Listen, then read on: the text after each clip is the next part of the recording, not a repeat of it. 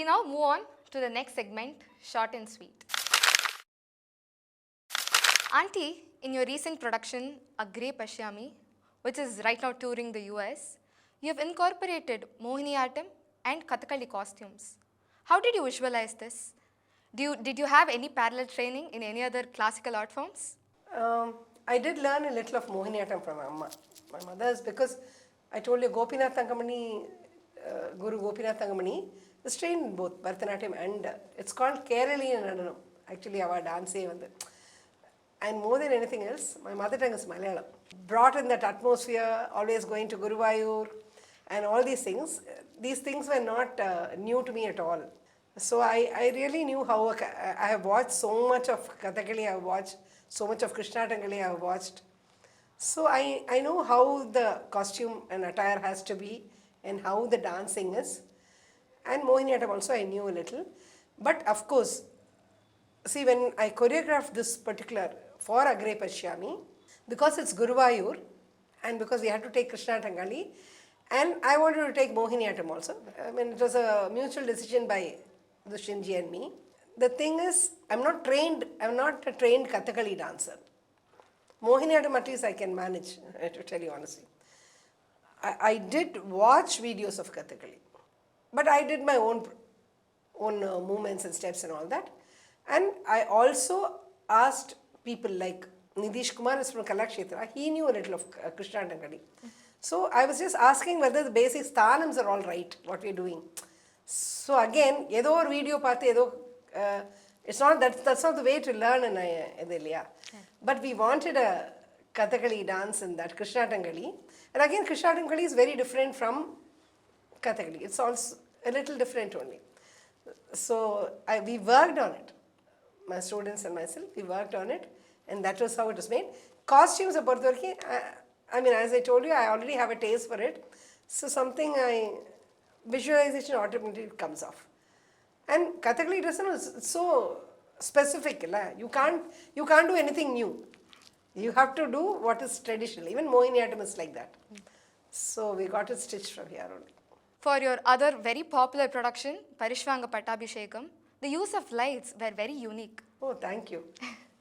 For a production, how do you usually plan the lighting? I can tell you about, because I've just worked on Agre right now, just now for the US. Again, the lights are so different for each place also.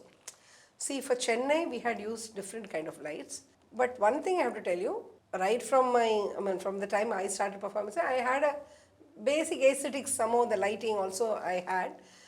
But definitely the technicians, I have to give credit to the technicians who sit and work with me to think what will look nice and those things. Now for Agre Pashyami, when we worked in Chennai, it was different. But now going to US, we don't have that much time to set all the lights. Now, so we had projections also. So with the projections, what happens is the lighting what we had given completely changes now. So for that, again, as she was asking me, I do make my notes sometimes. Otherwise, most of the time it's in the head only. So especially lighting, those kind of things. So here we need a blue from this wing, a yellow from that side. And those kind of things we have to note only. And they also give us ideas. So it is again a culmination of a lot of ideas where lighting is involved. I now have a very sweet question. What kind of relationship do you usually have with your students? Yeah, that's a lovely, I'm a friend. They call me the second mother. More than a teacher, I'm a friend to them. In fact, I have my students, more than the Guru Purnima, I have students who tie a friendship band for me. I mean, especially earlier, when I was young, that was more. But now, konja vayasana ipo konja and the Guru Sthanthukku enna poi accept pannitaru nenikiren. But it's a very, lovely relationship, ma. How does one in the dance field get over self-doubt? How important is the role of a guru in helping students who are in distress? Yes, it's extremely important. The students might have so many kinds of doubts and their personal issues also sometimes. It's just not dance alone. Because personal things also affect your career, right? So at every time, The teacher has to be a guiding, just like the mother or the father, the guru has to give them the right solutions, if not solutions, the right guidance, and more than anything else, the confidence to go through it. That's extremely important, and I think even as we said, now the state of the solo dancers is a big question mark. Sometimes the students are so tensed about it also. See, they don't get to perform. All that learning, I'm talking about very high quality dancers. As you said, sometimes they don't get a chance to perform. They're so worried. And so at that time, as I told you before, I keep telling them, just keep going through it. Because solo dancing is not an easy thing at all. It's like a penance. You have to go through it. Just wait for your click. So these kind of things, and I guide them to even learn more. See, what I teach is okay. Then beyond that, I think most of the teachers do it. Now a lot of students are learning karanas. I mean, belonging to any style. I'll tell you one thing, that the outlook has broadened so much. Now I'm sure all the teachers encourage that. Learning from others. It's a beautiful process which has come, especially I think through Abhay also it's worked out really well. So to accept one another's style and to learn so much.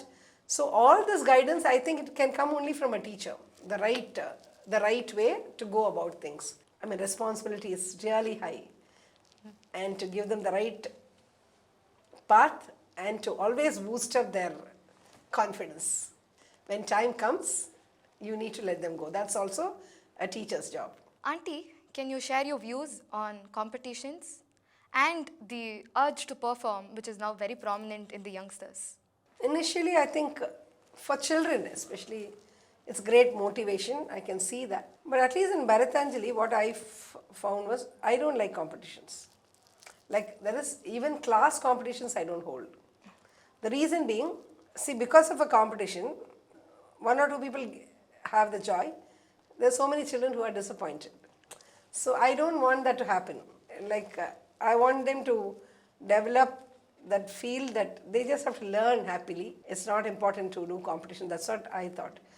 But I feel the growing number of competitions which is happening, and we have such students also performing for it and the teachers studying for it.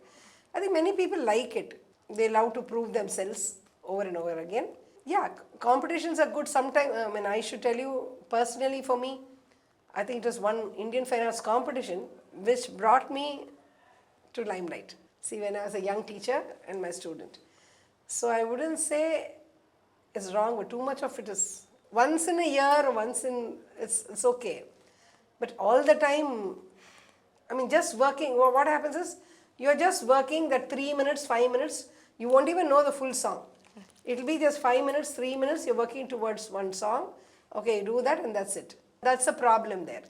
I think my generation, or at least me, I like that slow learning and immersing in it.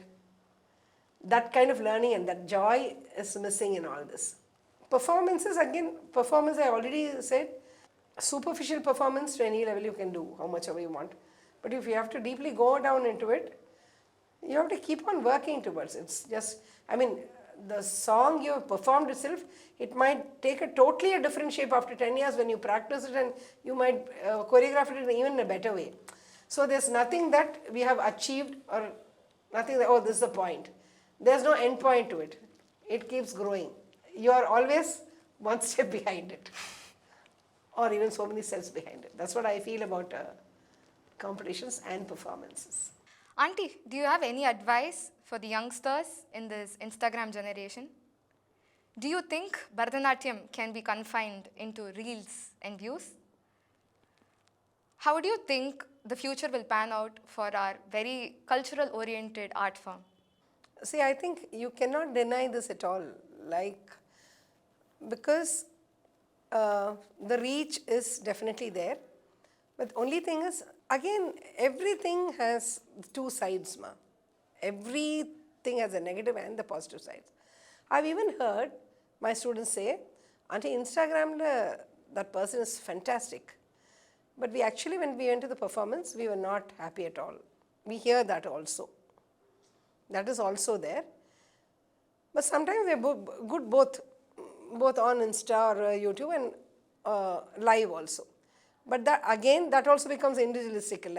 It depends on people. But it's a very sad story that even the opportunities are coming to people who are more popular or Insta and the likes they have. I mean, even associations or even sabhas are asking how many likes you have. I mean, that part of the story is very sad. Somehow, I mean, I'm not able to digest it. The popularity, of course, earlier, I can take it like this also. Sometimes I think, like earlier, it was the sabhas swarmed with rasikas. Naturally, anytime the association wants that only. They want audience to come for the performances. Only thing is, it's a different mode now. That's all. இது வந்து காலத்தோட இன்னொரு பரிமாணம் அவ்வளவுதான். You can judge it like this, like people who watch videos, they go to their performance and again only if they are going to sustain only if they are good.